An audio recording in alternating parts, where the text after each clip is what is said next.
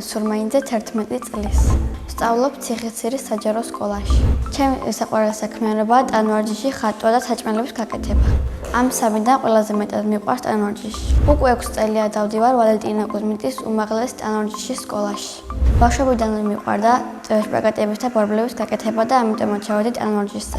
თავიდან ყველაზე მეტად გამეჭირდა გვერდის შპაგატების გაკეთება. ყველაზე ადვილი იყო კოტრიალი. ჩემი მწვრთნელებია მაგდა მასწავლებელი და ნინო მასწავლებელი. ორივე მეგობრული და მხიარულია, მაგრამ უფრო ნინო მასწავლებელია მომთხოვნი. ყველაზე მეტად მომწონს ბურთით ტანვარჯიშის სახეობა. უკვე იმდაჯერ მქონდა შეჯიბრება, რომ ვეღარც ვითვლი. ყველაზე კარგად დამამახსოვრდა შაშადელი თბილისის შეჯიბრება, სადაც ავიღე პირველი ადგილი. სახში მაქვს 15 მედალი და 30-მდე სიგელი. ჩემი მიზანია გავხდე მსოფლიო ჩემპიონი. ისე არც ევროპაზე და ოლიმპიადაზე ვიტყოდი უარს. რომ გავიხდები, მინდა რომ გამოვიდი ადვოკატი. ბავშვობაში მინდოდა გამოსულიყავი პრინცესა ფიფქია. ვარ ლამაზი გოგო და გაბრანჭო ძალიან მიხდება. ზოგჯერ პრანჭები დედასთან ერთად და ეს პროცესი ძალიან მომწონს. გაბრანჭვის შემდეგ ყველაზე მეტად მიყვარს რუსიკო მამიდასთან სტუმრობა. ახლა მინდა ვიყო 18 წლის, რადგან დამოუკიდებლად შევძლო სხვადასხვა ქვეყნებში მოგზაურობა. პირველ რიგში წავალ პარიზში და ვნახავ დისნეილენდს. მიყვარს ჩემი სკოლა, იმიტომ რომ ყავს ძალიან თბილი კლასელები, მიყვარს ჩემი დამრიგებლები და ასევე მიყვარს ჩემი დირექტორი. სიამოვნებით გავიცნობდი ჩემ დირექტორს რამილ ხენიკაძეს და მასთან ერთად დავლებდი ყავას.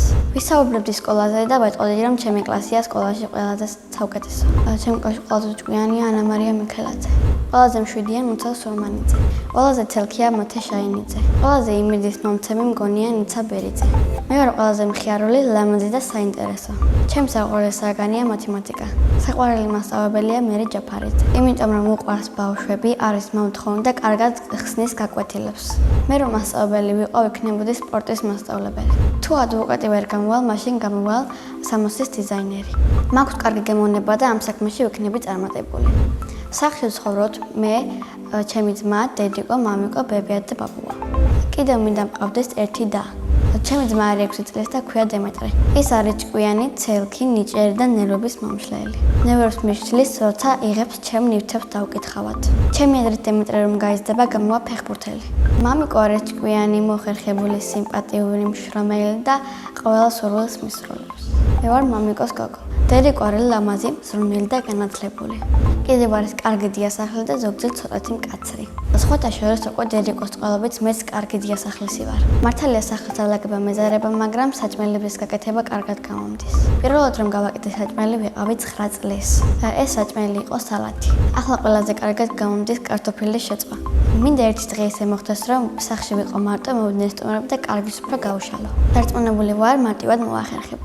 მიყვარს კითხვა და ჩემი საყვარელი წიგნია დედა მამა რა ბავშვი დასაბარგო მანქანა. კითხვა შემოყვარა ნაზბებიამ, რომელიც ჩემ სკოლაში არის მასწავლებელი. როგორ და ჩემთან ერთად ძირდა და არ ეზარებოდა. მე რომ წერალი ვიყო, ციკლს დავწერდი ბუნებაზე. ჯაზოთ ნუ ოჯახი რომ მქონდეს, გავაერთიანებდი საქართველოს და დავიბრუნებდი აფხაზეთთან სამოძრაობას. ძალიან მინდა ისე ვითხოვრო, რომ ბევრი კარგი საქმე გავაკეთო ჩემი საქართველოსთვის. მე ასევე მიყვარს ხატვა და ჩემი თვისწავლე. ყველაზე ხშირად ხატავ ტანსაცმელების და კაბების ესკიზებს.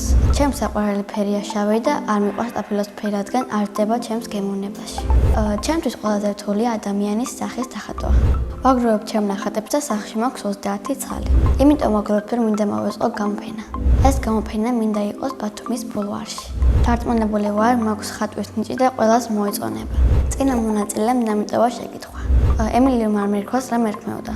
მე ემილი რომ არ მერქვას ალბათ მერქმეოდა მართა. შემდეგ მონაწილეს ვუტოვებ ასეთ შეკითხვას.